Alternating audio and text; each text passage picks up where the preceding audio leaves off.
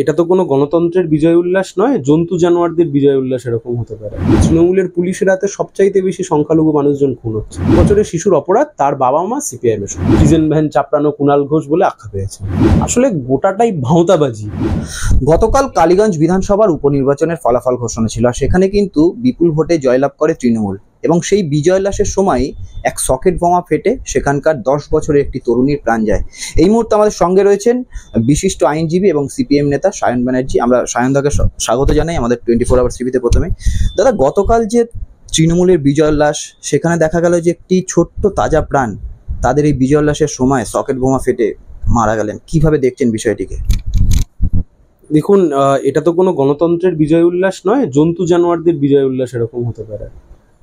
এবং উপনির্বাচনে ভোটে জিতেছে বলে গিয়ে 10 বছরের একটা প্রাণ কেড়ে নিল, এটা তৃণমূল ছাড়া অন্য কারোর পক্ষে সম্ভব নয়। পশ্চিমবাংলায় সংখ্যালঘু ভাই বোনেদের কাছে মুখ্যমন্ত্রী বারবার অ্যাপিল করেন, আপনারা আমাকে ভোট দিন, আপনাদের ভোটে আমি জিতব। কিন্তু এই তৃণমূল কংগ্রেসের নেতামন্ত্রী সাগরেদ আর এই তৃণমূলের পুলিশের হাতে সবচাইতে বেশি সংখ্যালঘু মানুষজন খুন হচ্ছেন। গতকাল আমাদের ছোট্ট বোন তামান্না, আনিস খান, মইদুল মিদ্দে, সাইফুদ্দিন মোল্লা, অর্থাৎ বিরোধী খুন করে দাও। তামান্নার অপরাধ কি না, 10 বছরের শিশুর অপরাধ, তার বাবা মা সিপিআইএম এর সমর্থক, বামপন্থী বাম কংগ্রেসকে ভোট দেয়, অর্থাৎ বিরোধী মত রাখবো না। আপনি দেখুন, বেছে বেছে কিন্তু টার্গেট হচ্ছে সিপিআইএম এর বাড়ি, বিজেপির বাড়ি নয়। কিন্তু বিজেপি রাজ্যে প্রধান বিরোধী দল, অন্তত সংসদীয় রাজনীতিতে, কিন্তু টার্গেট হয়ে গেল কে? টার্গেট হয়ে গেল হচ্ছে আমরা। আসলে পশ্চিমবাংলার বুকে আইনের শাসন তো ভেঙে পড়েছে, কিন্তু যেহেতু একটা ধর্মীয় মেরুকরণের রাজনীতি করেছে বিজেপি এবং তৃণমূল, তার জন্য ক্ষমতায় টিকে আছে, এর বেশি কিচ্ছু না।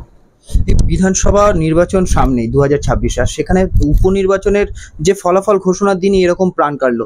কোথাও গিয়ে কি 2026-এ বিধানসভার পরেও এরকম ঘটনা ঘটতে পারে পশ্চিমবাংলায়? দেখুন, সেটা তো না ঘটার জন্যই পুলিশ প্রশাসন আছে, কিন্তু পশ্চিমবাংলায় পুলিশ প্রশাসনের যে কি অবস্থা তা তো অনুব্রত মণ্ডল বুঝিয়ে দিয়েছে। মাঝরাতে থানার আইসিকে ফোন করে তার মা বোন বউ তুলে গালিগালাজ, এবং তারপরে পুলিশ একটা ব্যবস্থা নিতে পারলো না অনুব্রতর বিরুদ্ধে, গোটা বাংলার পুলিশ একত্রিত হতে পারলো না।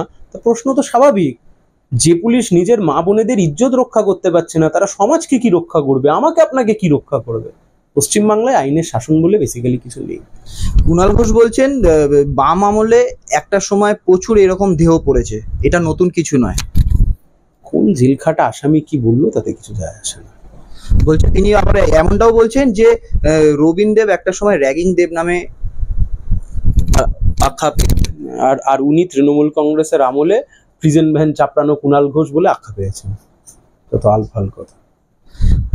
এখানে দাঁড়িয়ে দেখা যাচ্ছে যে সামনেই বিধানসভা ভোট, এবং তার আগে যে মেদিনীপুরে ঘাটালের যে মাস্টার প্ল্যান, সেটা এখনো অবধি হলো না। সেখানকার মানুষ, ঘাটাল মাস্টার প্ল্যান হয়নি এখনো। এ বাবা, দেব আর শুভশ্রীর 10 বছর আগে সিনেমা রিলিজ করে গেল, কি নাম, কি ধূমকেতু।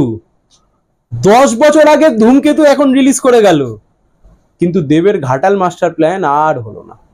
আসলে গোটাটাই ভাঁওতাবাজি, এর চেয়ে বেশি আর কিচ্ছু নয়। পার্লামেন্টের সেশনে খুঁজে পাওয়া যায় না।